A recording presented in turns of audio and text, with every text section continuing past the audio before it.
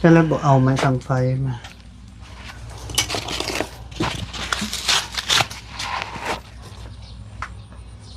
เอาอันหนึ่งบ่มีอันหนึ่งเจ้าเลือดแล้วเอาลงโอ้อาชีพต้มมีมันเต้นมันแบบนี้เนี่ยไผสิทุบไข่ทั้งก้นกับทั้งหัวมันติมันกู้หัวมันจังหวะมันก้นกินมีกับไข่ลายน่าสิเป็นมีเป็นไข่แล้วบัดไข่ข้าวน้ำข้าวบ่มีบ่เจ้าบ่นึ่งข้าวฮะข้าวเบิดบ่หมดแล้วติห่านค่อยถามยังบ่ยังถามเบิดบ่เบิดอ้าวโอ้อย่าเฮ็ดดื้อฉะนั้นมันสิลวกสิตีนบ่ยานดอกบ่บ่ยานเงียบน้ำกับหัวเขาตีเขามีนะผ้าเอาเลยฮ้อนกะผ้ามีเอ็นยังเฮาบ่เข้าเฮานั่งเหนียวตีนเฮานี่น้ำเกิดยังเฮาบ่เข้าเฮามาทดลองมึงเอิ้นแล้วแห้งในแห้งกระติกแห้งขี้มูกไปเรื่อยเอ้าอะไรบ่ซื้ออ่ะเฮาทดลองมาบ่ก็ได้มันไปเฮาหยังปะตีนไปเหยียบน้ำก็ยังบ่เห็นเป็นหยังไปมึงดูเหล็กตะปูค่ะเล่นมึงดูกูสิเบิ่งสิบ่เข้า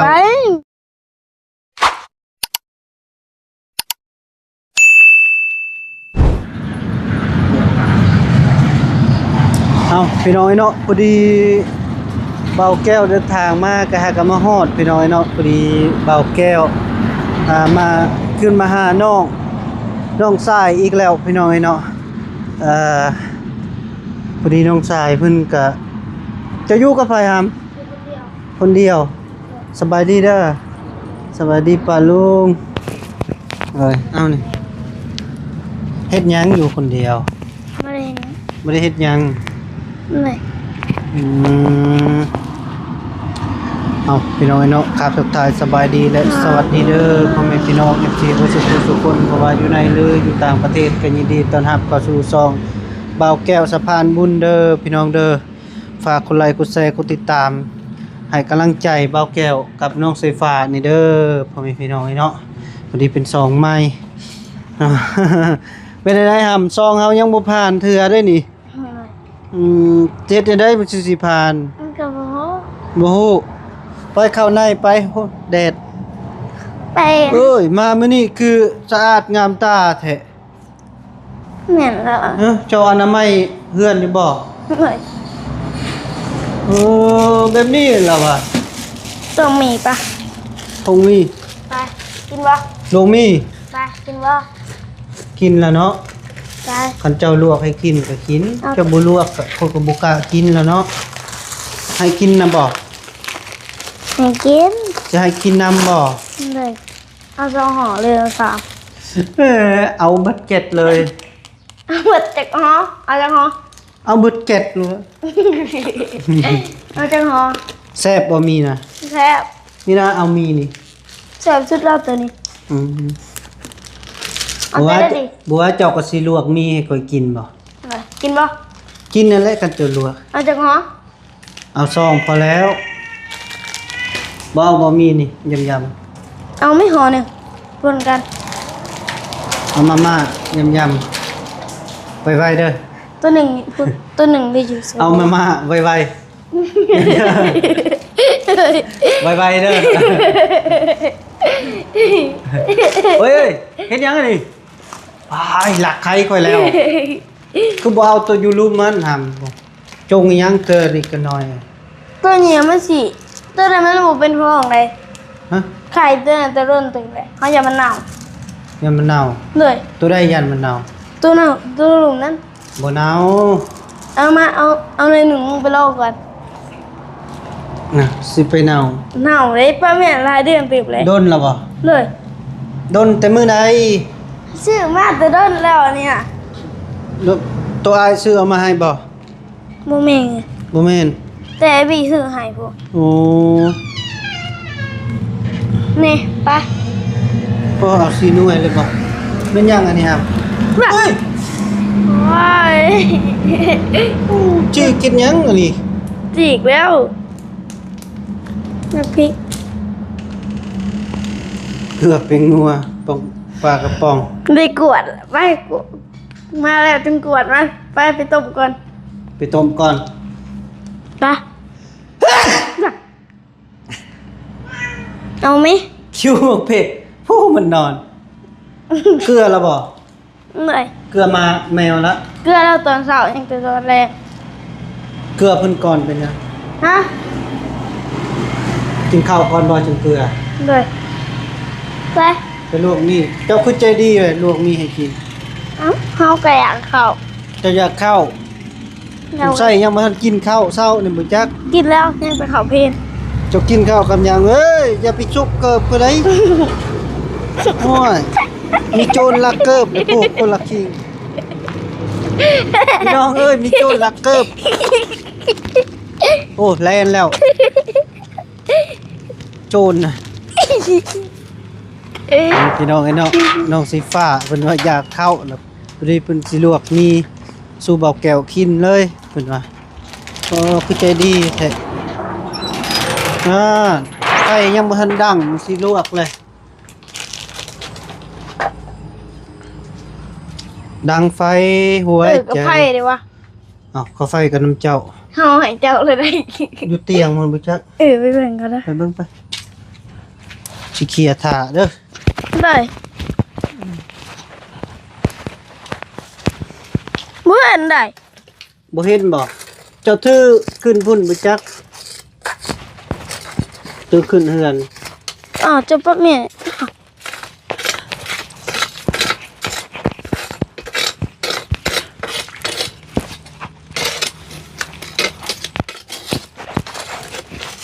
มาหาไปเบิ่งกันเลยบ่แก ฮะ หาไปเบิ่งง่ายเอื้อนกันเด้อ ไปเบิ่ง เอาไป บ่มีไสบ่มีบ่ เอ๊ะ บ่มีแล้วก็บ่กินเอ้ยบ่ใส่ก่อนใหญ่มีก่อนน้อยมันติดไว้ ว่า ต้องใส่ยาข้าวแห้งแล้วดิเนาะ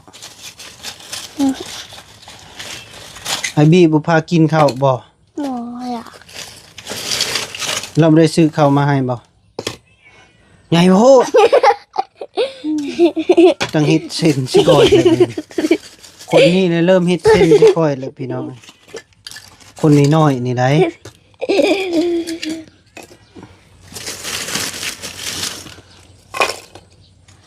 FC โทรมาหาเฮาว่าเจ้าบ่ได้ขึ้นมาหาเฮาบ่ ไผ FC FC FC อยู่ไส โอ้โห แม่นบ่ แม่นเฮา พูน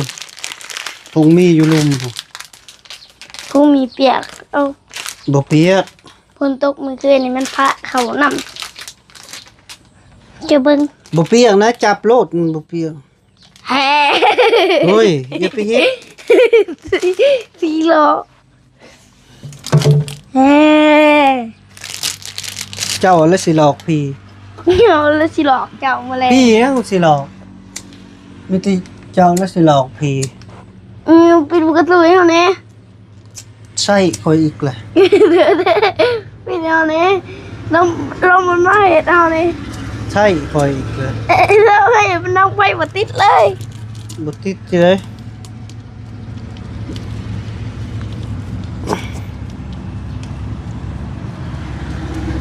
ไม่อ้อยไปใส่ ไม่อ่อยเนี่ย อันน่ะเบิ่งมันดับเลยปะจัก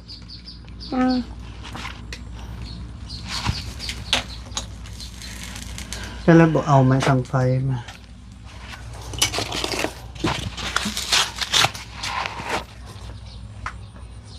เอาอันหนึ่งบ่มีอันหนึ่งเจ้า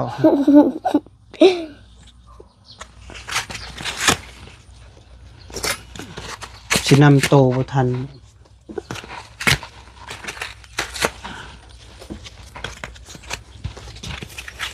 ต้มแซ่บๆเด้อ มาเพิ่น เจ้าอยากข้าวแห้งแล้วติ ฮึตลอด บ่แห้งบ่ได้พะเอียเขา ผู้ดังไฟก็เป็นพี่น้องอีกลูกละขอกินนี่เด้อ เลย ไปหาไม่อ่อยก่อนจะมัน ทุ่งเฮงเอาก็ใส่น้ำพร้อม ไม่ต้องใส่น้ ด้วยหานใส่บ่ออกบ่เหลือบ่ออกำอ่ะ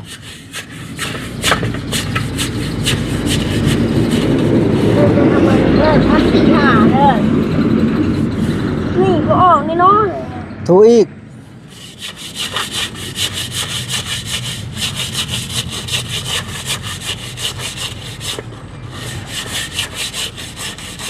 เห็นบอกมือออกประเทศเลยติดแข็งเลย ติดแข้งนั่นละบ่แซ่ เสียมือสาวเขาก็ละ พอเลยซะ บ่ออก ทูบอนอื่นว่ะยังไม่ทันได้เจอของดี น่ะสันไหลบ่ใส่ขี้มันก็บ่ออกเลย เราใส่เนี่ยแล้วใส่เนี่ยเดียวเลย พอ เจอของดีไม่รู้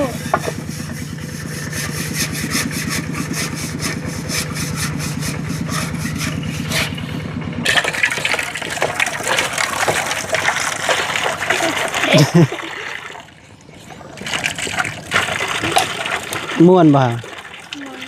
ฮะ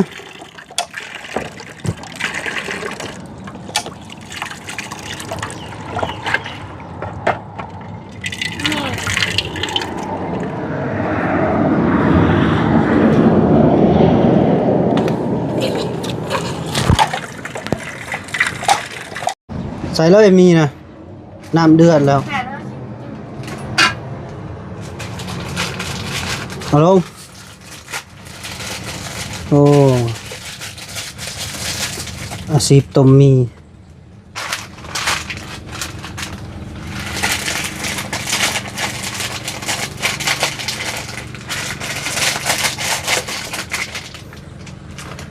หมดละ พุทธจะได้ต่อ ได้ใคร ไข่บุพร้าวทับไปเยอะ เป็นน้ำคือบอกเขา ทับเลยก็ได้ไป มันจึงคือบาทเดียวเลย แล้วแต่เจ้านะแล้วแต่เสพนะเสพเฮ็ดจังไดก็เฮ็ด มาได้นาวเขาก็บอกเอานะ คอยมีหน้าที่เบิ่งให้เจ้าหน้าที่เบิ่งข้าวน้ำเนี่ยบ่นึ่งแล้วเนาะเดี๋ยวนี้เนาะกินแต่มีกับไข่เนี่ย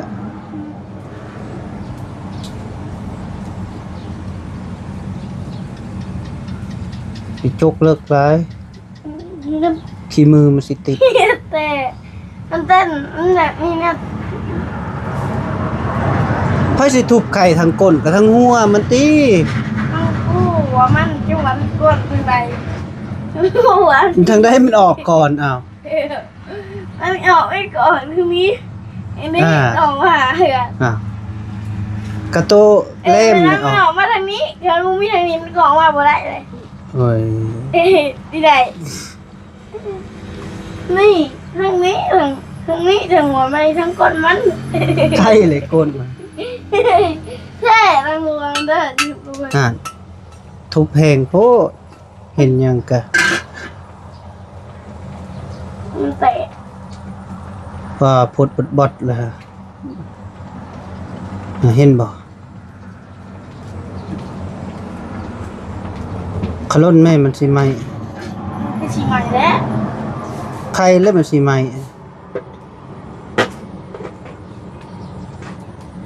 มันสิติดสิหมอ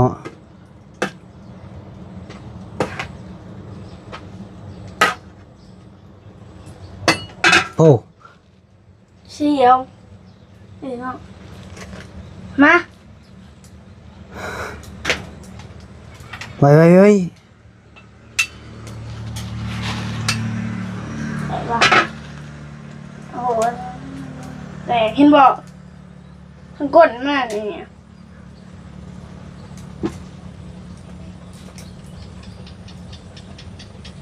ยังใครเรื่องยังบ่ออก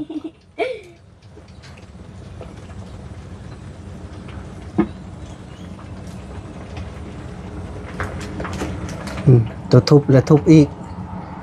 ดีๆพระสิทุบใส่หัวเขา แตกน้ำขาวันนี้ก็แตก ห้าวหำมีตา มีตามันน่ะโอ้ใส่ไว้มันสิแห้งในน้ำนี่ แห้งน้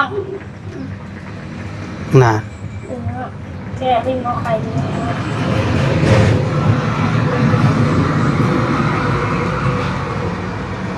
ได้หรอ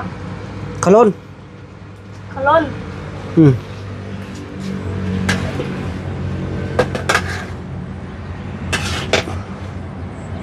โอ้ยค่อยๆแม่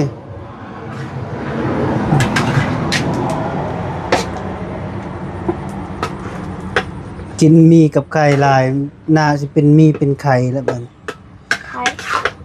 ข้าวน้ำข้าวบ่มีบ่เจ้าบ่นึ่งข้าวฮะข้าวเบิดบ่ มัดเลยสิ อ่านค่อยถามยังบ่ยังถามเบิดบ่เบิด ห้าก็ยังไม่ได้ในเบรก บ่สนใจจังน้อยก็หิวมีนี่เบิดพอแล้วป้ง พวกนี้นะ อ้าวโอ้อย่าเฮ็ดด้วยนะหยุดดื้อฉะนั้นมันสิลวกสิตีน ตัวยานดอก บ่บ่ยาน นี่อาบน้ำกับหัวเข่าตีหาทดลอง โอ้ยขี้โม น้ำยัง พาลาดจ้ะกวมพอดีแล้วบ่ได้กินใจเย็น เย็น ๆขึ้นนั่งดีๆเตะจะหน่อยอู้ แล้วก็รีวิวถึงใกล้ตัวยายต้องเตรียมกล้องนี่แจวเลยนะเอามาให้เจ้า บ่ แจววิปโยค แม่งแข็งตายก็คือตะพือ ไปกินจะไม่แข้งแจวเลยเอาไปรสแซ่บเลย บ่แซ่บดอก แซ่บเขาเคยกินดิบใช่ไหมมันแบบไม่กี่จานนี่กินแจวนะ จอน หนึ่งห้าใบหนึ่งค่ะเอาเลือกเปิดก่อนนะเขา เรียกว่าอะไรบ่กินนะใส่ถ้วยนะ จะกินข้า ข้าหม้อนี่แหละ กินข้าวถ้วยนะคะข้าวหมอนหัวแซ่บ นี่ยังบ่แซ่บ กินจะมันเกิดไว้ข้าวหมอน โอ้ยท่านเอ็มจะกินเบิดนี่ฮะก็กินบ่เบิดกินเบิดก็ดี เบิดเอาเห็ดปลาเนี่ยปลาเที่ยว สงสัยหิวแห้งสบายดีเด้อพ่อแม่พี่น้องบ่ทุกคน ตัวได้หิว เพิ่นบอกปลาลูกมากิน เด้อ มาเด้อมาสุขสุคนเด้อมากินต้มมีกับน้องไซฟ้าเด้อกระเป๋าแก้วพร้อมพี่น้องเนาะอยู่ทุ่งไร่ทุ่งนาคือเก่าพี่น้องเนาะโอ้ยแดดอยากส่องหน่อยนึงพี่น้องส่องให้ตา เจ้าคือดีแท้โอ้ยนี่ตากแดดแล้ว ก็จะคือเก่าเอาเอ้ย โอ้ย เอาไปก้อนเหรอ หุ้ย เดี๋ยวทำร้าน กิน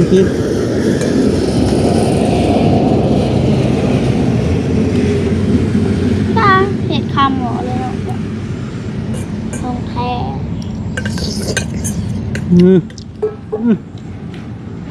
บ่ซีมได้นี่ขนาดบ่ได้ซีมยังแสบเสพเฮ็ดกินแสบได้เสพเนาะเสพเนาะเสพนี่กินข้าวแล้วอาบน้ำได้เสพ หน่วยอาบเลยเนาะ อาบบ่ มันขึ้นเลยยังอาบ แท้บ่ จะทำระบุญทวีกันเหมือนมา มาเด้อพ่อแม่พี่น้องมาทุกคนเด้อแซ่บ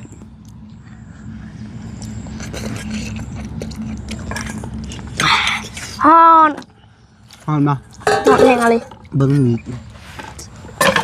มีสิเฮ็ด เห็นยังเฮาบ่เขามีดนะผ้า เป้าเลยโหนกะ ผ้ามีดเห็นยังเฮาบ่เขาเฮานั่งเหนียวตีนเฮานี่น้ำก็เห็นยังเฮาบ่เขาเฮามาทดลองมึงเอิ้นแล้ว แห้งในแห้งกระติกแห้งขี้มูกไปเรื่อย เอ้าอะไรบ่ซื้ออะเฮาทดลองมาบ่ก็ได้มันไปเฮาย่างปะตีนเบียบน้ำก็ยังบ่เห็นเป็นหยัง ๆไปมึงดูเหล็กตะปูค่ะเล่นมึงดูก็สิเบิ่งสิบุกเข้า ไปง่ายเว้ย งานอยู่นอนก็โอยนั่งก็โอยเว้ย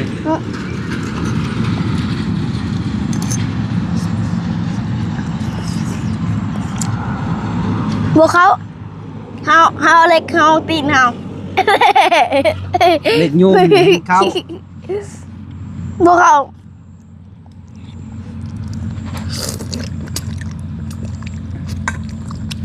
คุมยังก็จับขึ้นเดี๋ยวนี้คือเวียดกินใช่ปะเมาแล้วกลับไป แสบมาฮึบุกินได้นี่ไว้กิน แซ่บ อย่าถอยหลายมาพี่ยับยับเข้าอีก นี่มันจะหอดหมอ ว้ายเนาะ เอามันตักจนนั้นมันสิหี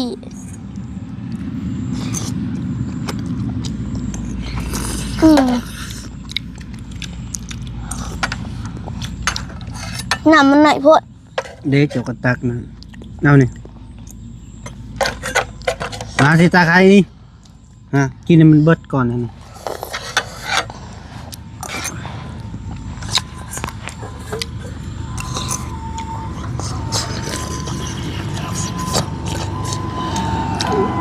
หอน เอามันมา หอนแล้วหอนปาก เป่า อย่าไปพูดที่นี่นะเด็กกินผู้เดียวแล้วสิบอกให้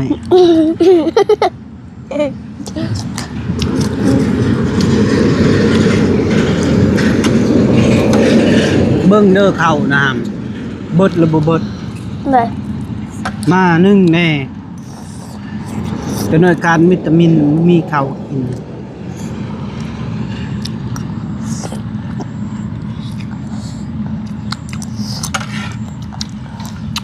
บุญทวีไปแต่มื้อใด ไปมื้อวันไปมื้อนี้ หึ ไปมื้อนี้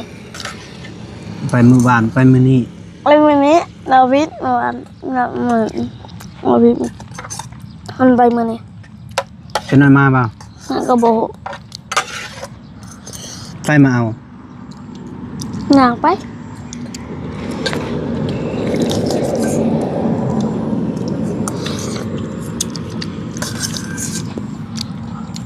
ย่างไป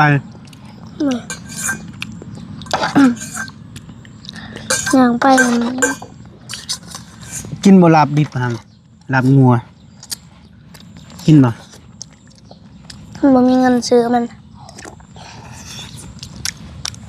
อ้ายถามนะกินบ่ กิน อืม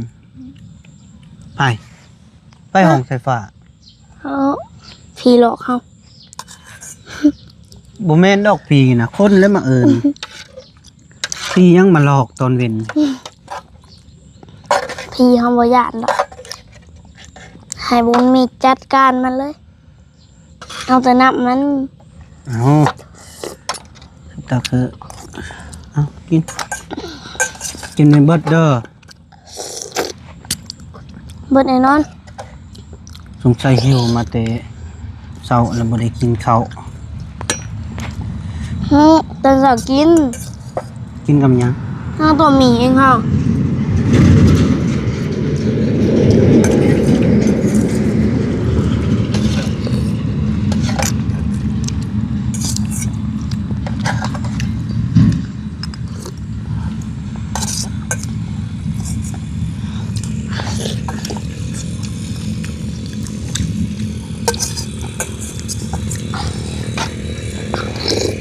เพื่อนก็บ่พากันมางเนาะครับ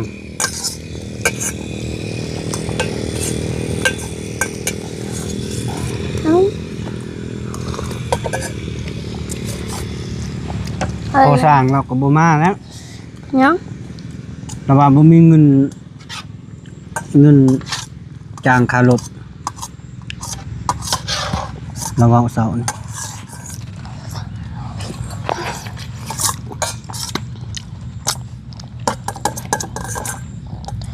เจ้าบ่เอาเงินให้เรา บ่มีเฮา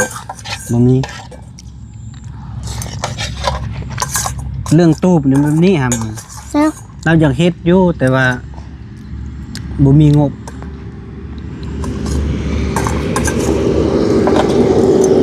เฮ็ดตูบบ่แม่นง่ายได้ลงทุนแหละสังกะสีเหล็กตะปู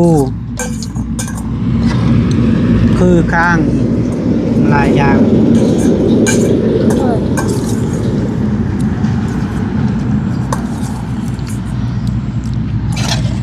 กินบ่เด้อเอา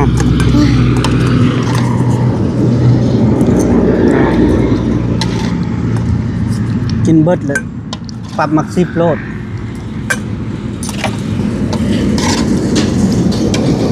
นี่ตาไคร้แล้ว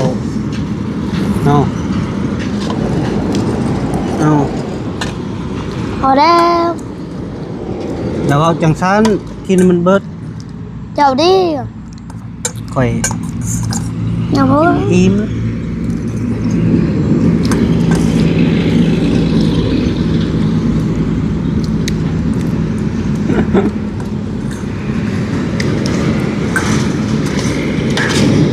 แซ่บบ่ครับ เลย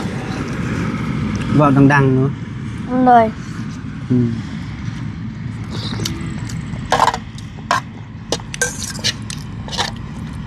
กินลาบงัวเจ้าเฮ็ดให้ค่อยกินนี่เด้อ เฮ็ดบ่เป็น อีหยังตัวที่เจ้าเป็นหึ นะ เจ้าเฮ็ดอีหยังเป็นได้แต่ต้มมีนี่บ่ อืม หึ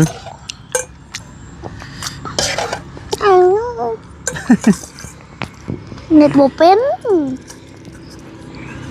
เจ้าหันเฮ็ด เจ้าเป็นพระเอกเนาะนั่งทาบมัน เนี่ย อุ้ย ไปเฮ็ด แมวดอง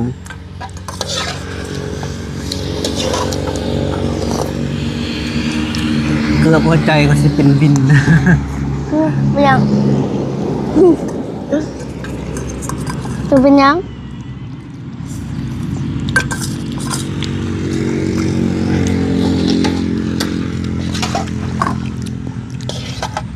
กินบ่เด้อ เปิดเฮาน่ะ คนอืม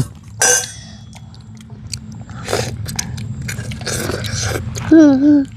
มา บ่ได้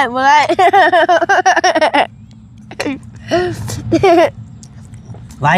ให้เจ้าอันนั้นน่ะเฮาพอแล้ว เขาเองอิ่มเลยนี่ เอ้ยไก่สิอิ่มแหละ นะแล้วก็ให้กินเบิด บ่เกี่ยวของเจ้าเด้อ ยุ่งยากมันน่าสิกินเบิดเอื้อมนะ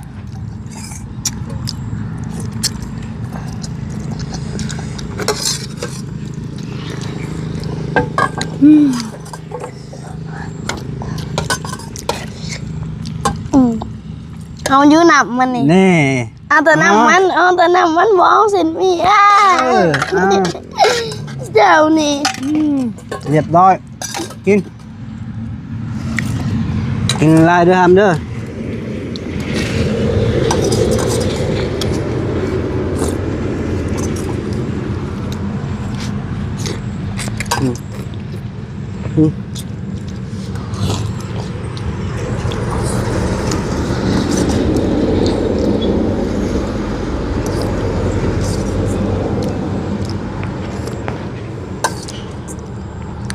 แน่มาพี่หาม โอ้ เอากินเบิดเด้อกินบ่เบิดแล้วบ่ให้มัก10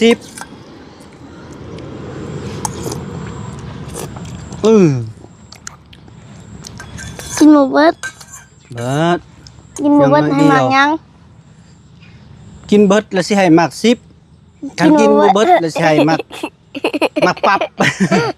แปด 8 เก้า 88 เก้า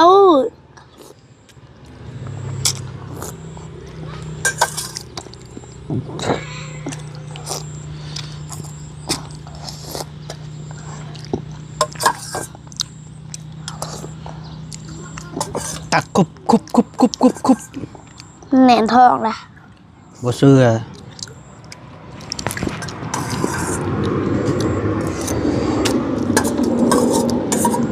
ปลาลุงคือสิอยากเนาะเบิ่งเจ้ากินนะครับโอ้แซ่บเลย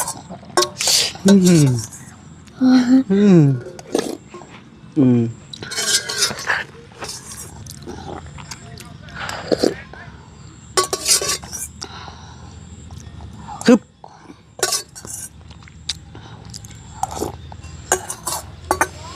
เอาพ่อแม่พี่น้องเอ้ยเนาะพอดีบ่าว มาวัน แก้ สุด ว ท้าย กับ เลย น้องไซฟ้าถือว่ากินต้มมี่กับเด้อ เรียบ แก้ว ร้อยพี่น้อง วัน เอ้ สุ ย ดท้ายเด้อนี่ บาทสุดท้ายแหละเพิ่นว่าฮึบแน่สบายดีปลาลุงขอบปลาลุงก่อน สวัสดีเด้อปะลุง ปิดคลิปเอาเลย สวัสดี ขอบคุณเอฟซีเขาเมื่อกี้นะสิพาจนจบให้ดีๆแน่ความเจ็บอย่าได้ความไข่อย่ามีขึ้นนั้นแต่งกับหนักคุณแพงให้หนักไม่ว่าซะทุก โดย